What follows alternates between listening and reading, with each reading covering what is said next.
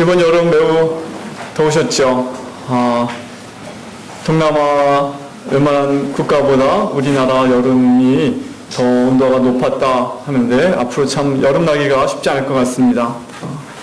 그렇게 덥더니만 이제 벌써 한 2주 전부터 이제 가을 냄새가 나면서 이렇게 날씨가 좋아졌습니다. 하나님께서 신실하셔서 여름이 계속될 것 같더니만 또 이렇게 가을이 우리 앞에 찾아왔습니다. 가을은 독서의 계절이라고 하지요. 집중력이 높아지는 계절입니다. 그렇죠. 이 집중력을 가지고 무엇을 하겠습니까?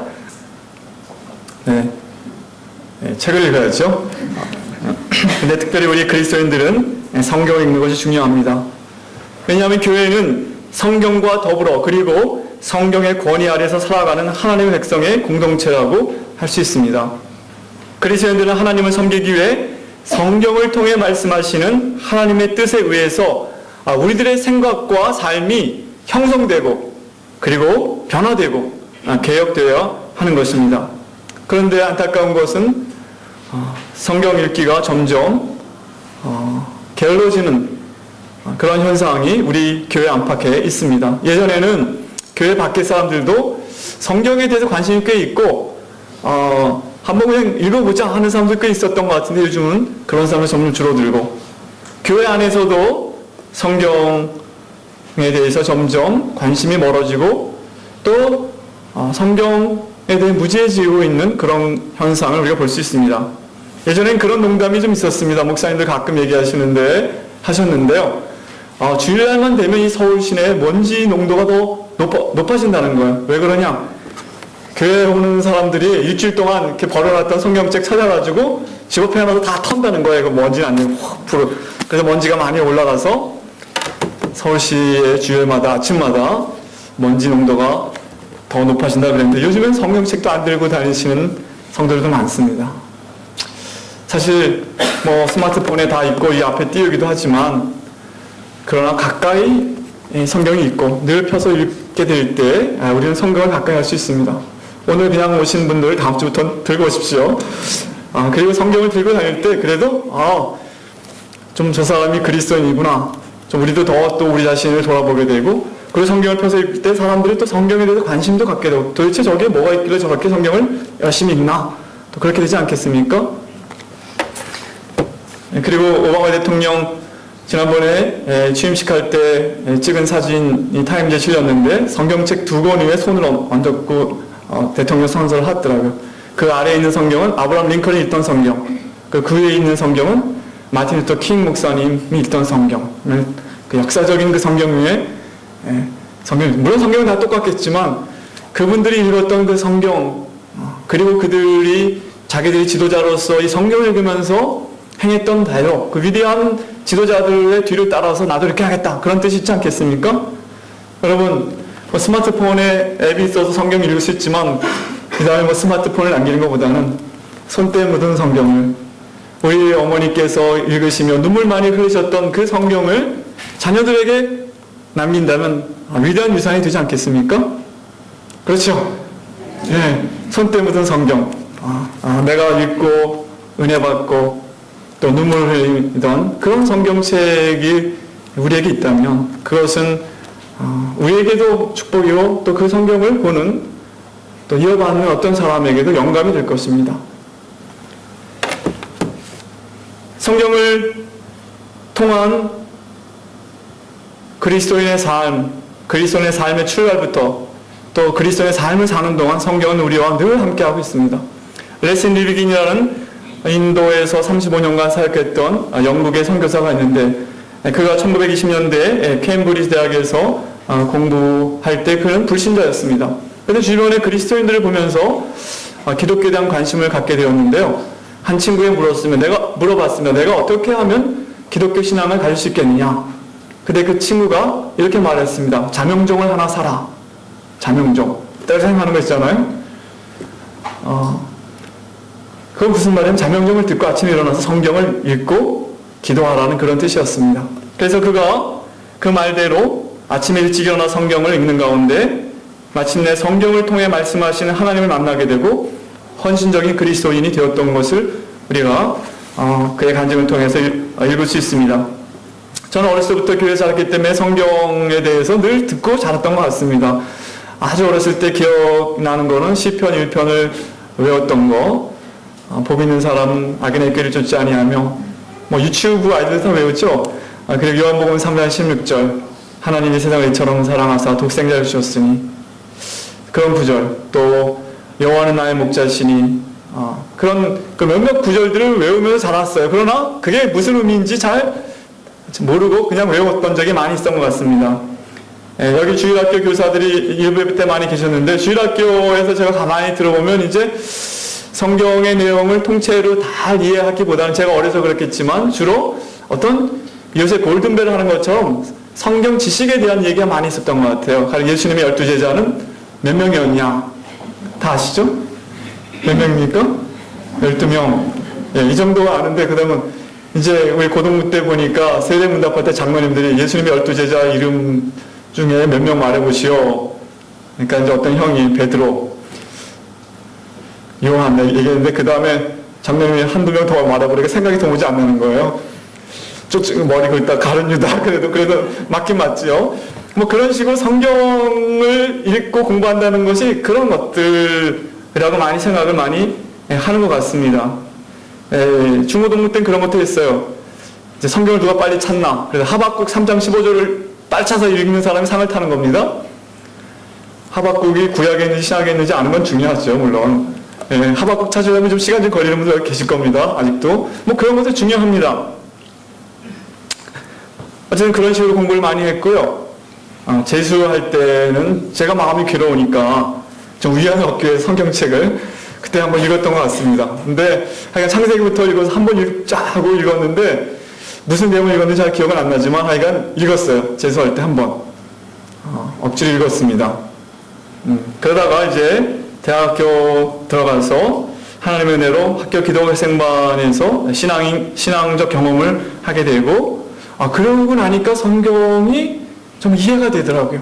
오늘 말씀해 보니까 예수님께서 마음을 열어주셨다고 그러는데, 제가 성경이 깨달아지고, 참 성경이 이런 거구나 하는 것이 이제 이해가 되면서 정말 성경 읽는 것이 정말 즐거워졌던 경험이 있습니다. 그래서 이제 첫 번 수업 1교시 9시 수업 시작하기 전에 저희 기도학생반 회원들이 모여가지고 대여섯 명씩 이렇게 모여서 1시간씩 성경을 읽었습니다. 돌아가면서 한 장씩 읽습니다. 이렇게 해갖고 하루에 읽으면 10장도 읽고, 어떤 날 15장도 읽고, 이렇게 해가지고 1년 동안 신약 성경을 다 한번 읽은 적이 있습니다. 그 뒤로 1년에 한 차례는 성경을 읽어서, 어떤 때는 더 많이 읽어서 내 나이만큼 성경을 읽어야 되겠다 하는 계획도 세웠는데, 그 계획대로 했다면 지금 저는 한 50번 이상 훨씬 더 많이 읽어야 되는데, 그 목표는 도달하지 못한 것 같습니다. 근데 중요한 것은 많이 읽는 것도 중요하지만 더 중요한 것은 성경을 제대로 읽는 것이 중요하다는 것입니다. 제대로 읽는 것. 성경을 통해 하나님께서 우리에게 말씀하고자 하는 바를 깨닫는 것이 중요하다는 것입니다. 많은 사람들이 성경을 읽지만 성경이 말하고자 하는 바가 뭔지를 알지 못하고 그냥 읽었다 정도로 만족하거나 엉뚱한 것이 성경에서 말하는 것이라고 오해하는 경우가 있습니다. 하나님의 이 세상을 향한 목적은 무엇이고, 우리가 그러한 하나님의 목적을 이루는데 맡은 배역이 무엇인지를 알고 행하기 위해서 우리는 성경을 읽어야 합니다. 오늘 본문은 우리가 성경을 어떻게 읽어야 하는지 설명해 주고 있습니다. 두 가지로 말씀해 주고 있는데, 첫 번째는 우리는 성경을 하나님의 이야기로 읽어야 한다는 것입니다.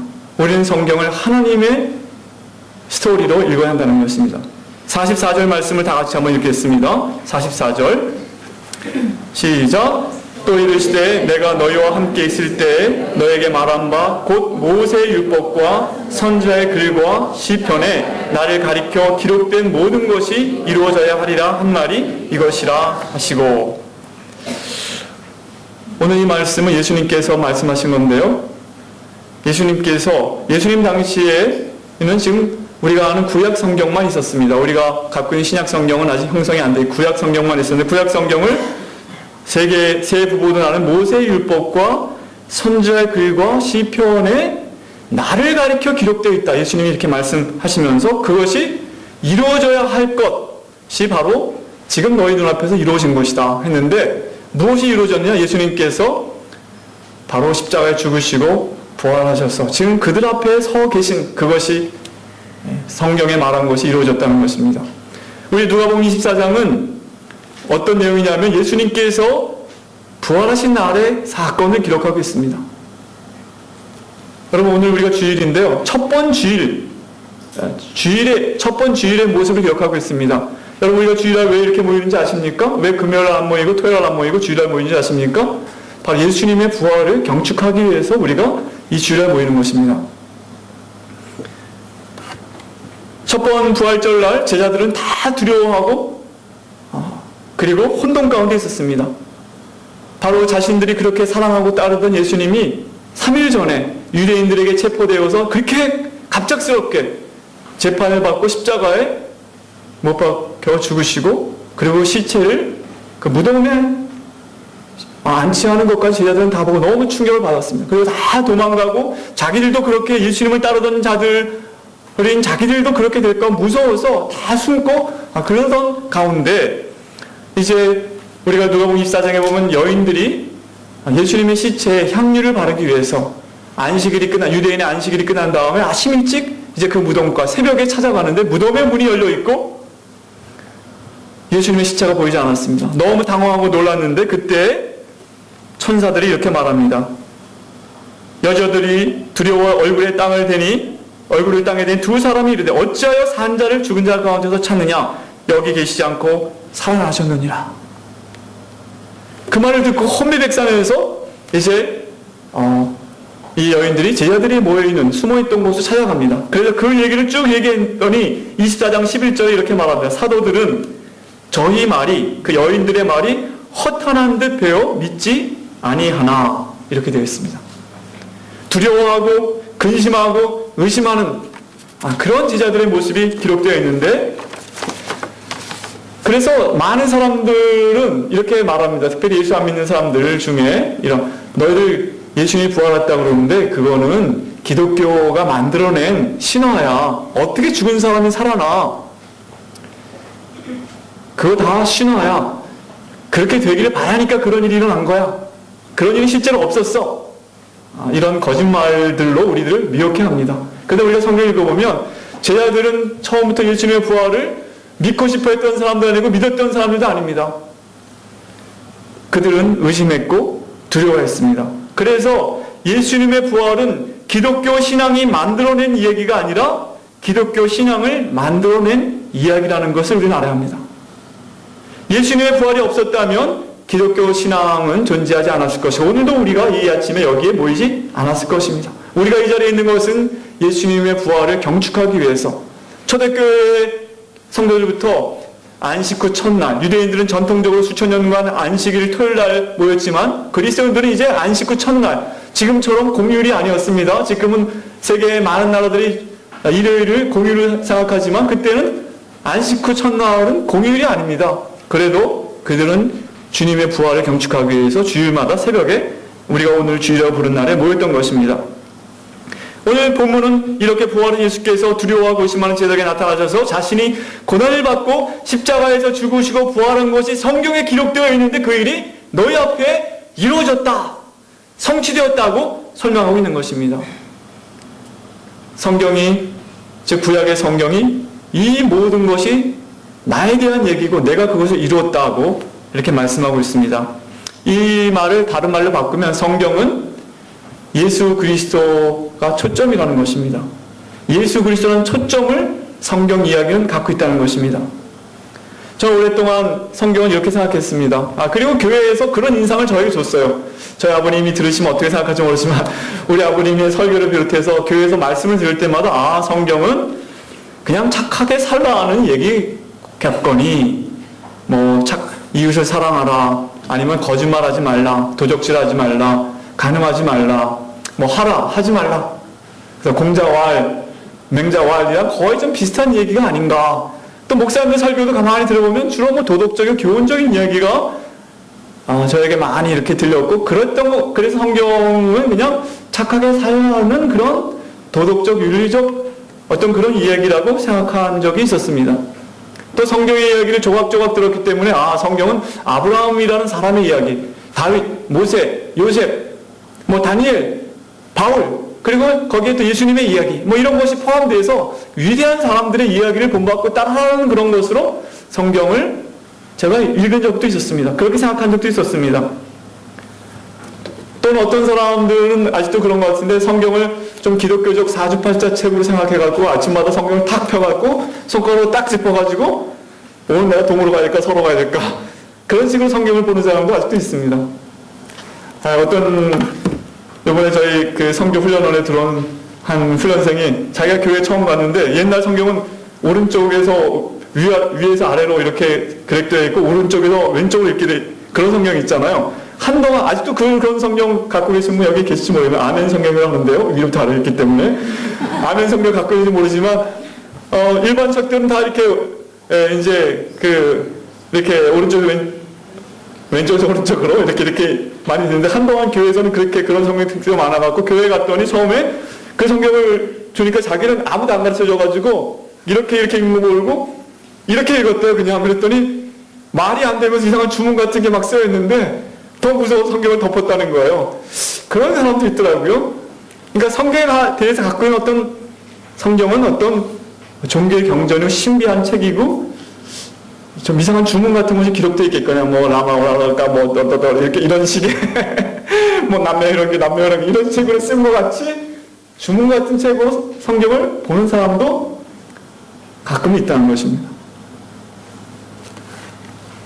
그러나 성경은 그런 책이 아닙니다. 그럼 성경 어떤 책인가?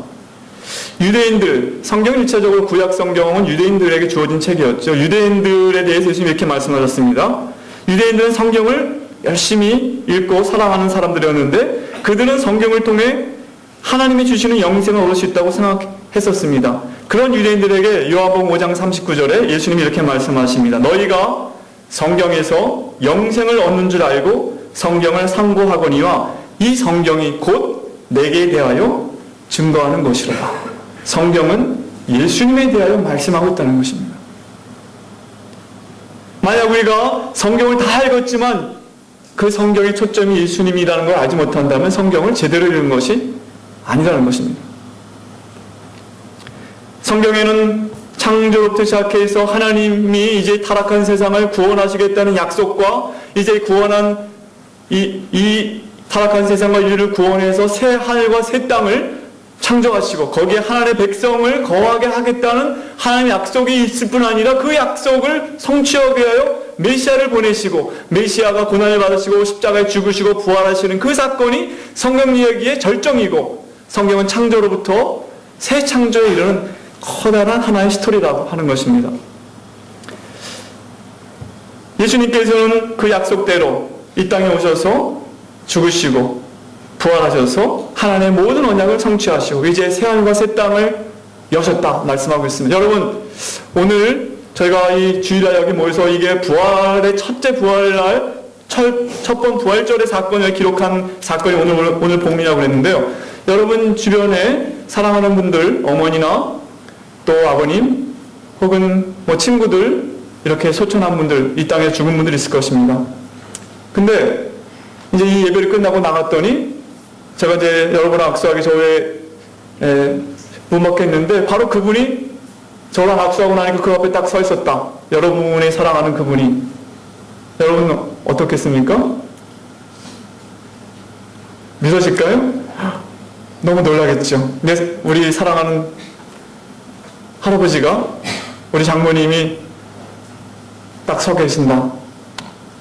몇 년 전에 돌아가셨는데 얼마 전에 돌아가셨는데 여러분 어떻겠습니까? 그런데 앞으로 그렇게 그분들을 만날 날이 있습니다. 예수님께서 그것을 부활하심으로 보여주셨습니다. 오늘 보니까 제 아들 앞에 나타났을 때 제 아들이 깜짝 놀랐습니다. 그리고 보는 것이 영인가 생각했어요. 예수님이 손과 발을 펴 보이시면서 여기 손과 발에 뭐가 있었을까요? 못자국이 여기 있었거든. 왜 예수님이 못자국을 지우지 않고 나타나셨을까? 내가 바로 십자가에 죽었던 바로 그다 하는 걸 보여주기 위해서. 제 아들이 너무 무서워가지고 기쁘고 또 오히려 믿지 못했다. 그랬을 때 예수님께서 그렇다면 여기 너희 무슨 먹을 것이 있느냐? 그 제자들이 구운 생선 한 토막을 드렸더니 제자들 보는 앞에서 그것을 친히 잡수셨습니다. 이번에 이제 추석 다가오면 혹시 아직도 차례 지내시는 분들 계실지 모르는데 이제 차례상 차려놓고 음식을 많이 차려놓지만 조상님 많이 들고 가십시오 하지만 아마 못 드실 겁니다. 예수님께서는 부활하신 몸으로 나타나셔서 친히 음식을 드셨는데 우리가 조금 아까 사도신경 고백했듯이 우리가 믿는 것은 우리 영혼의 부활을 믿는 것이 아니라 몸이 다시 사는 것을 믿는다고 다 고백하셨죠? 예? 외우신 게 아니라 정말 고백하셨죠? 예. 죄를 사해주시는 것과 몸이 다시 사는 것과 영원히 사는 것을 믿습니다. 이건 기독교 신앙의 핵심입니다. 우리는 영으로 영원히 사는 것이 아니라 부활한 몸으로 영원토록 사는 것인데 그 첫 열매가 예수 그리스도라는 것입니다. 예수님이 부활하심으로 말미암아 이제 이 세상은 새로운 운명을 향하여 나가고 있다. 새로운 목표. 하나님이 원래 계획하셨던 새 하늘과 새 땅으로 이제는 죽음도 없고 고통이 없고 모든 죄가 소멸한 가운데 하나님의 백성이 영원토록 하나님과 함께 영광을 누리는 그런 새 하늘과 새 땅이 이제 열렸고 그 새 하늘과 새 땅에 들어갈 새 백성의 첫 열매로 부활의 첫 열매로 그리스도께서 부활하셨다는 것입니다. 이제 우리도 장차 부활하게 될 것입니다. 우리가 이제 성령을 받았는데 거듭난 영은 이제 거듭난 우리는 영으로 거듭났을 뿐 아니라 이제 우리의 몸의 부활을 기다리고 있는 것입니다. 장차 완성될 하나님의 나라가 예수님의 부활로 실현되고 이제 시작되었음을 기억하는 것이 주일마다 우리가 모이는 것입니다. 부활절을 일주일에 1년에 한 차례만 우리가 보내는 것이 아니라 매번 모일 때마다 우리는 예수님의 부활을 경축하는 것입니다. 그래서 사순절 기간 중에도 40일을 주일은 빼고 40일인 이유가 40일은 주님의 고난을 생각하지만 주일은 언제나 부활을 경축하는 날이기 때문에 그렇다는 것입니다. 일요일은 주말이 아닙니다. 일요일은 주말이 아니라 첫날입니다. 그리고 새 역사의 첫날, 새로운 창조의 첫날을 경축하는 것입니다. 하나님의 나라는 이제 완성될 것입니다. 이미 시작되었지만 완성될 것인데 모든 것을 새롭게 하실 그때는 정의와 기쁨과 평화의 나라가 도래할 것을 확신하는 가운데 우리는 예배 때마다 모여서 그 때를 바라보며 주님께서 우리를 위해 행하신 일들을 기억하면서 찬양하는 것입니다. 여러분 10월 3일은 개천절입니다. 뭐 하는 날인지 알고 노시죠? 네? 10월 9일은 한글날입니다. 뭐 때문에 우리가 경축하고 노는지 아시죠? 네, 그럼 주일날 여러분 뭐 하는 날인지 우리가 알아야 됩니다. 주님의 날, 새로운 창조가 시작된 날, 그리고 우리가 그 나라의 백성으로 이제 들어갈 그 새하늘과 새 땅을 바라보며 경축하는 날이 바로 주일의 의미입니다. 성경은 하나님께서 이 세상을 창조하신 것부터 시작해서 타락한 인간과 세상을 구원하여 새로운 창조로 이제 새하늘과 새 땅으로 그 결론이 나아가는 이야기로서 그 이야기의 초점과 절정은 예수 그리스도의 십자가와 부활로 구성된 커다란 이야기, 하나님의 이야기라는 것입니다. 우리는 성경 읽기를 통해서 그러한 하나님의 이야기를 읽게 될 때 성경을 제대로 읽은 것이라고 말할 수 있습니다. 자, 성경 읽고 싶으시죠? 창세기부터 요한계시록까지 이제 성경은 하나님의 이야기로 예수 그리스도를 초점으로 한 하나님의 이야기구나. 두 번째로 성경은 하나님의 이야기일 뿐 아니라 그 속에 우리가 포함되어 있는 이야기라는 것입니다. 그렇게 읽어야 성경을 제대로 읽은 것입니다. 성경은 우리 자신이 하나님의 이야기를 완성해 나가는 데 있어 중요한 배역을 갖고 있다는 것을 말씀하고 있습니다. 47절로 49절 다 같이 읽겠습니다. 47절로 49절 시작. 또 그의 이름으로 죄 사함을 얻게 하는 회개가 예루살렘으로부터 시작하여 모든 족속에게 전파될 것이 기록되었으니 너희는 이 모든 일의 증인이라. 볼지어다 내가 내 아버지의 약속하신 것을 너에게 보내리니 너희는 위로부터 능력을 입혀올 때까지 이 성에 유하라 하시니라. 성경은 우리를 예수님께로 이끌어갈 뿐 아니라 바로 예수님으로부터 퍼져나가는 이야기인데 바로 신약이 그렇죠. 구약이 예수님의 언약의 성취에 대해 쭉 얘기한다면 예수님이 그걸 이루시고 이제 예수님으로부터 이 복음이 온 세계로 퍼져나가는 얘기가 신약에 기록되어 있고 우리는 그 중에 포함되어 있는 사람들이라는 것입니다. 예루살렘으로부터 시작하여 복음이 온 세상에 전파될 것이 바로 기록되어 있는데 너희가 제자들 그리고 여기 그 제자들의 후예인 교회인 우리가 바로 그 일의 증인이라고 하는 것입니다. 어떤 분이 성경은 5막으로 이루어진 영국과 같다고 했습니다. 1막은 창조 이야기, 2막은 타락, 3장은 이스라엘의 역사, 4장이 예수님이 이 땅에 와서 하신 일, 그리고 5장이 교회에 관한 얘기인데 바로 우리가 교회 아닙니까? 이 교회가 바로 주님의 복음을, 예수 그리스도의 복음을 땅끝까지 전하고 있는 이 시대가 우리의 시대고 우리의 배역이라는 것입니다. 성경을 읽으면 그것이 깨달아진다는 것입니다. 사도행전 1:8절에 오직 성령이 너에게 마시면, 오늘 예수님 약속하셨듯이 아버지 약속하신 것이 너에게 마시면 너희가 권능을 받고 예루살렘과 온 유대와 사마리아 땅까지 이르러 내 증인 되리라. 그 역사에 우리가 지금 참여하고 있다는 것입니다. 그것이 우리의 할 일입니다. 마태복음 24장 14절 이 천국 복음이 모든 민족에 증거되기 위하여 온 세상에 전파드리니 그제야 끝이 오리라. 끝은 뭡니까? 이 죄 많은 세상의 질서가 끝나고 새로운 세상, 하나님의 나라가 완성되고 그 나라가 우리 앞에 놓여 있다는 것입니다. 요한계시록 7장 9절에 보면 이제 마지막 때에 이런 모습이 그려져 있습니다. 각 나라와 족속과 백성과 방언에서 아무라도 능히 셀 수 없는 큰 무리가 흰옷을 입고 손에 종려가지를 들고 보좌와 어린 양 앞에 서서 큰 소리로 외쳐 가로되 구원하심이 보좌에 앉으신 우리 하나님과 어린 양에게 있도다. 그때 하나님께서 계시록 21장 5절에 보면 보좌에 앉으신 이가 가라사대 보라 내가 만물을 새롭게 하노라. 만물을 새롭게 하니라.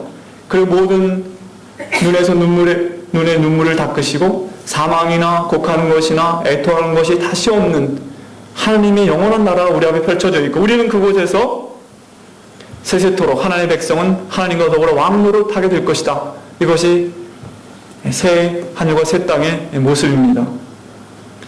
성경을 제대로 읽는다는 것은 그러므로 성경을 예수 그리스도 중심적으로 읽으며 그리고 하나님 나라의 완성을 향하여 나가는 선교적 이야기로 읽는다는 것이 성경을 제대로 읽는다는 것입니다. 또 성경을 제대로 읽으면 그런 깨달음이 오게 되어 있다는 것입니다. 아셨습니까? 네, 하나님의 이야기 그리고 그 하나님의 이야기에 우리도 포함되어 있고 우리의 역할과 배역이 있다는 것.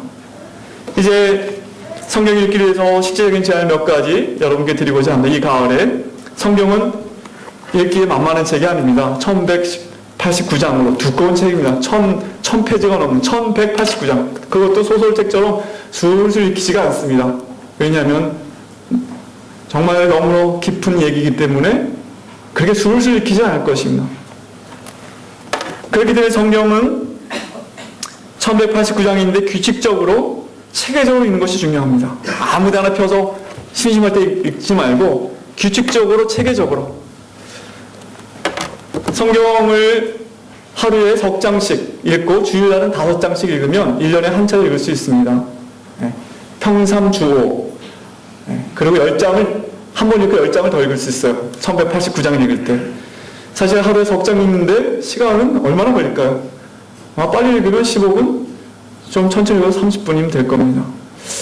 뭐 드라마 한 편 보면 45분, 50분인데 규칙적으로 하나님께서 이 세상을 향한 목적과 나를 향한 목적이 뭔지 생각하면 있는데 이번 가을에 좀 투자 좀 안 해보시겠습니까? 예, 그리고 성경은 그렇게 부부부 읽을 뿐 아니라 통째로 뭉터기로 읽으면 좋습니다. 일주일이면 밥만 먹고 성경 읽으면 일주일이면 다 읽을 수 있습니다. 이런 그런 프로그램도 있죠. 아니면 예레미야서를 잡으면 예레미야서가 56장까지 가는데 한 번 다 읽는 것입니다. 하루 한 4시간 읽으면 뭉터기로. 그리고 성경을 읽을 때 창세기부터 시작해서 역사서를 쭉 율법서 모세오경부터 시작해서 쭉 여기 앞에 성경 목록이 쭉 나왔어요. 창세기, 출애굽기, 레위기, 민수기, 신명기, 그 다음에 여호수아, 사사기 이렇게 쭉 나가서 11기, 역대기, 그 다음에 에스라, 느헤미야, 에서까지가 구약에 쭉 내려오고 신약으로 넘어온 마태마가 누가복음, 요한복음, 그 다음에 사도행전까지, 그리고 요한계시록에 하나의 고속도로가 쭉 뚫린 것 같습니다. 그 고속도로를 달리다 보면 휴게소가 필요한데 휴게소는 이제 시편, 잠언, 전도아가서 같은 것들, 그 다음에 예언서들, 그리고 신약 성경의 서신서들은 바로 이런 커다란 줄기를 아는 가운데 그 상황 가운데서 연결해서 읽으면 성경이 잘 읽혀지는 것입니다. 뿐만 아니라 성경을 읽을 때 좀 쉬운 번역을 택해서 읽어도 좋습니다. 개혁 성경을 읽을 때 또 옆에 영어로 대조해서 읽어도 되고, 저는 가끔 스페인어로도 가끔 읽고, 헬라어는 다 까먹었습니다. 히브리 다 까먹었는데 그렇게 읽고, 그리고 요즘에 제가 느끼는 현대어 성경, 쉬운 성경을 읽으면 특별히 약간 해설을 붙여서 번역을 해놨기 때문에 참 잘 읽힙니다. 제가 요새 예레미야서를 읽고 있는데요. 아까 일부 예배 때 읽었던 부분과 다른 부분을 읽겠습니다. 빈민을 착취하는 부자들에 대해서 예레미야 선지자를 통해 하나님이 심판하신 내용이 나옵니다. 주께서 말씀하셨다. 내 백성 중에는 가책을 느낄 줄 모르는 사람들이 있다. 새를 사냥하는 사람들이 그물을 쳐놓고 새가 날아와서 걸려들 때까지 매복해 있는 것처럼 그 파렴치한 사람들도 사람을 잡기 위하여 수많은 덫과 함정을 설치해 놓고 있다. 새 사냥꾼의 새장 안에 잡혀온 새들이 가득 차 있는 것과 마찬가지로 저 몰지극한 자들의 집안에도 불법과 부정으로 모아들인 재물이 가득 차 있다. 이런 식으로 그들이 위대하게도 되고 부유하게도 된 것이다. 이제 그들이 뚱뚱하게 살이 찌고 얼굴에는 기름기가 흐르는 것도 앞뒤를 가리지 않고 돈벌이를 하며 어떤 경계선도 지키지 않고 재산을 쌓은 결과에 불과하다. 그들은 법을 위해서 법관이 된 자들이 아니다. 과부와 고아와 같이 가난하고 억울한 사람들이 받을 당연한 권리와 보호도 그들에게는 안중에 없다. 비천한 사람들을 옹호해주는 법이나 억울한 사람들을 도와주는 법도 그들에게는 상관이 없다. 내가 어떻게 그런 짓을 모두 보고만 있을 수 있겠느냐? 그런 백성에게는 내가 마땅히 벌을 내려 하지 않겠느냐? 하나님께서 이스라엘을, 유다를 멸망시킬 때 이런 것들을 보고 멸망시키겠다 한 건데 예레미야에서 다 써있는데 어떤 때 우리가 읽으면 이렇게 탁 다가오지가 않아요. 너무 어렵게 번역이 되어 있어요. 그러나 이렇게 읽으면 생생하게 다가옵니다. 그리고 성경만 읽어서는 성경을 이해하기가 쉽지 않습니다. 성경은 역사 속에 기록됐기 때문에 성경의 문화와 역사를 알아야 되기 때문에 성경에 그런 것들을 써놓은 주석들이 많이 있어요. 주석은 목사님만 보라고 써놓지 않았습니다. 여러분 다 읽어도 누가 아무 말도 안 합니다. 예? 사도행전 공부할 때 사도행전 주석서 한번 찾아서 좋은 주석서는 성경을 해석해놓고 설명해놓은 그런 건데 읽어도 됩니다. 예. 그리고 주석서뿐 아니라 성경을 통해서 기록한 관련된 신앙서적들 제가 한 권 들고 왔는데요. 제가 대학생 때 읽었던 책에는 여러 번 개정판이 나왔습니다. 현대 사회 문제와 그리스도인의 책임인데 성경에서 이런 문제들에 대해서 어떻게 말하고 있는가, 여러분 관심 있는 주제들 여기 있는 거 보십시오. 전쟁의 문제, 전쟁과 전쟁의 문제, 우리 인간의 환경 문제, 북방과 남방의 경제적 불평등, 인권의 문제, 일과 실업에 관해서, 노사관계에 대해서, 다인종 사회에 대해서, 가난과 부와 검소함에 대해서, 여자와 남자에 대해서, 결혼과 이혼에 대해서, 낙태와 안락사에 대해서, 동성 파트너 퀘스천 해놨는데 어저께 청계천에서 무슨 일이 있다고 쓰는데 여기에 대한 성경은 어떤 입장이 있는가, 이런 것들을 이렇게 연구해서 써놓은 책들이 있어요. 이런 것들을 보게 될 때 성경이 정말 이런 것들에는 이렇게 관점을 갖고 있거나 알게 될 때 우리는 성경이 우리 삶과 우리 사회와 역사에 아주 긴밀한 관계에 있다는 걸 알게 됩니다. 존 스토트 이분의 책은 무조건 사서 읽으셔도 됩니다. 안심하고 이런 책들을 읽어보십시오. 그리고 성경은 개인적일 뿐 아니라 공적으로 이렇게 하나의 말씀을 들으면서 또 예배 시간에 성경을 읽는 것이 너무나 중요하고 성만찬 예전과 함께 성경을 읽는 것이 너무나 중요하다고 말할 수 있겠습니다. 이제 말씀을 마칩니다.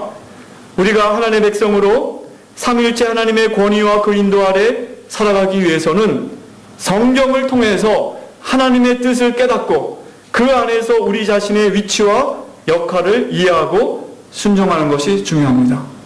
이 가을에 성경 읽기를 다시 우리 모두 시작합시다. 아멘.